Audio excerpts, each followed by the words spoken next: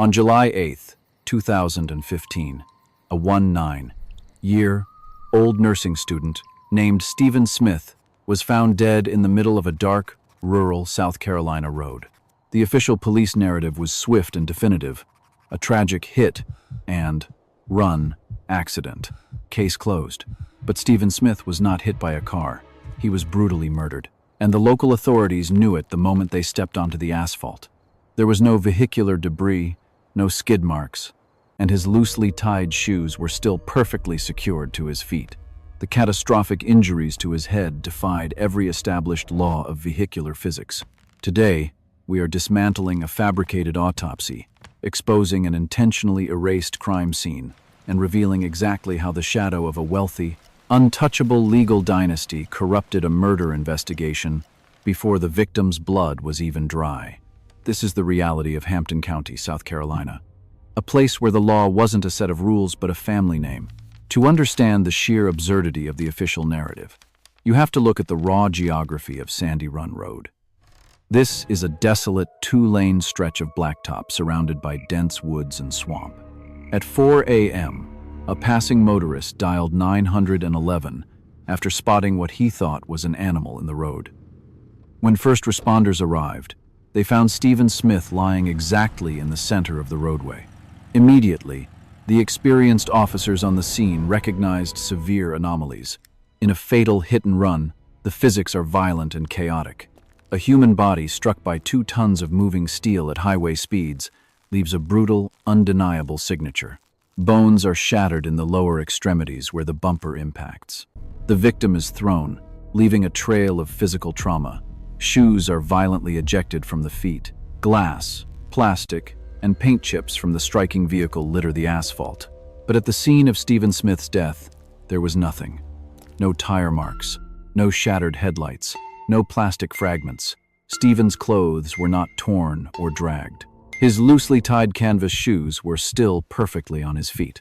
His cell phone was tucked safely in his pocket, completely undamaged. His right shoulder was partially dislocated, and he had deep, defensive-style gashes on his hand. But the fatal wound, a massive, localized blunt force trauma to the right side of his head, was entirely inconsistent with a car bumper. It looked exactly like a targeted strike from a baseball bat or a pipe. The initial responding officers from the South Carolina Highway Patrol knew they were looking at a staged crime scene. The lead investigator for the multidisciplinary accident investigation team, Todd Proctor, explicitly stated on the record that this was a murder. The coroner on the scene agreed. The Highway Patrol requested the state's top crime scene unit to respond. But then, the body was transported to the Medical University of South Carolina for an autopsy, and the entire trajectory of justice was abruptly, violently derailed. Enter Dr. Aaron Presnell, the medical examiner. Despite the absolute lack of vehicular evidence, despite the meticulous reports from seasoned Highway Patrol investigators confirming a staged scene, Dr. Presnell ruled Stephen's death a hit-and-run. Her official theory? Stephen was struck in the head by the side mirror of a passing semi-truck. Think about the physical gymnastics required to make this theory work. A passing truck mirror, extending outward, strikes a 5'10" young man directly in the skull, killing him instantly. Yet the mirror does not break. It leaves no glass. The truck does not hit any other part of his body. The impact does not throw him onto the shoulder, but instead drops him perfectly in the center of the road. When investigator Todd Proctor confronted Dr. Presnell about this physical impossibility, she reportedly became highly defensive. Proctor noted in the case file that Dr. Presnell claimed she ruled it a hit-and-run simply because his body was found in the road. When pressed on the lack of debris or lower body trauma, her answers became evasive. The Highway Patrol explicitly begged her to change the ruling to a homicide so they could open a criminal investigation.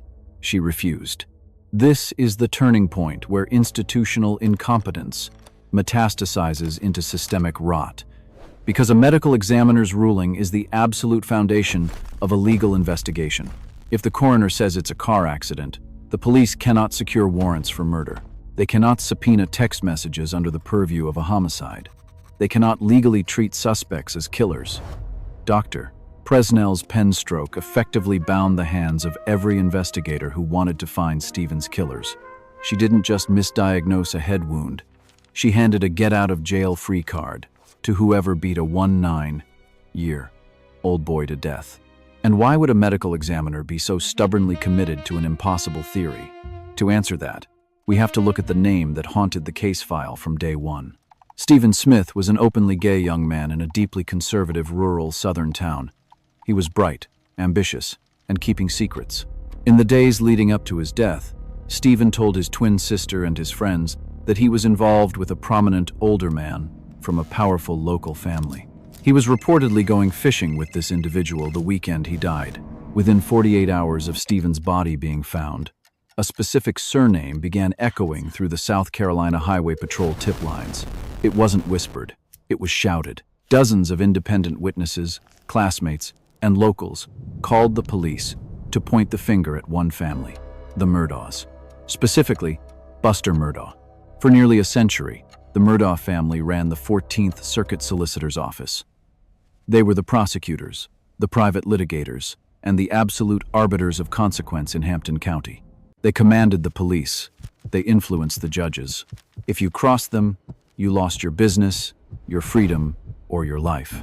The Highway Patrol's investigative file mentions the Murdaugh name over 40 times. Informants claimed that Stephen had a romantic relationship with Buster Murdaugh, a relationship the fiercely proud, image-obsessed family would view as a catastrophic embarrassment.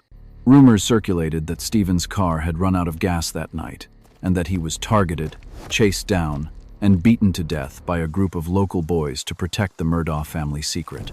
Yet, despite this avalanche of tips, the system paralyzed itself. This is the outrage pivot. This is where the American justice system takes off its blindfold and winks at the ruling class. The South Carolina Highway Patrol, technically, did not have the authority to investigate a homicide. That belonged to the South Carolina Law Enforcement Division, or SLED. But SLED wouldn't take the case because the medical examiner called it a traffic accident. The Highway Patrol investigators, to their credit, tried to push forward. They tried to interview Buster Murdaugh. They tried to pull Stephen's phone records.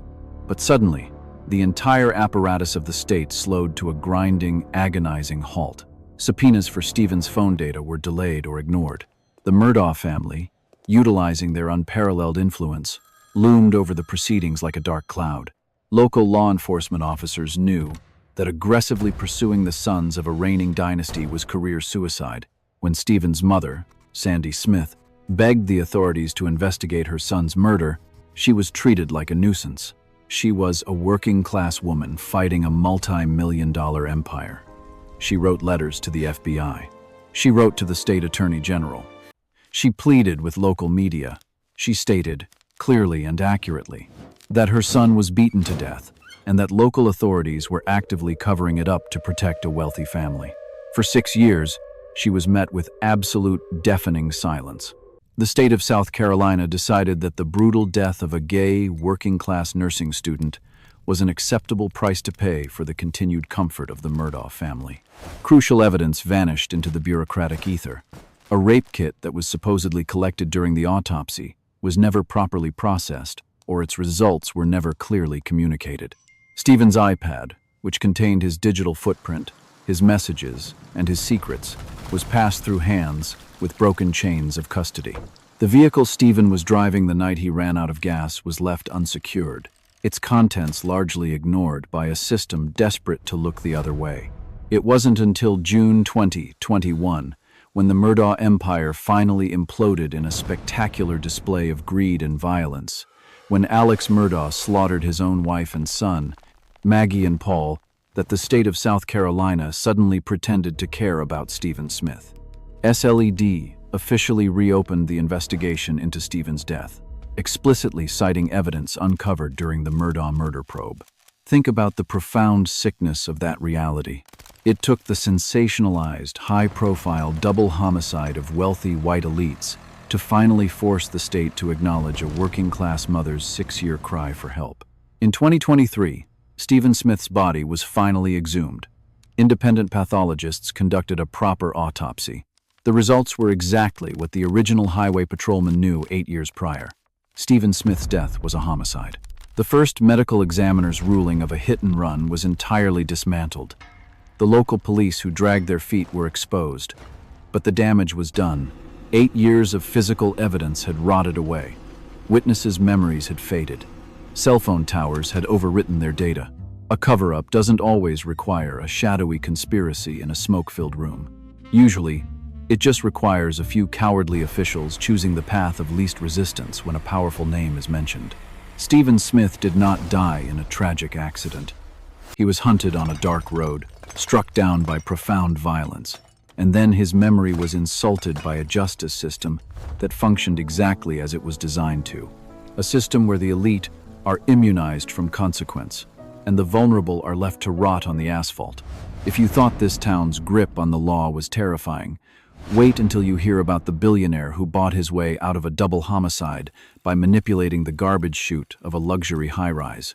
Click the video on your screen to see the case they tried to bury.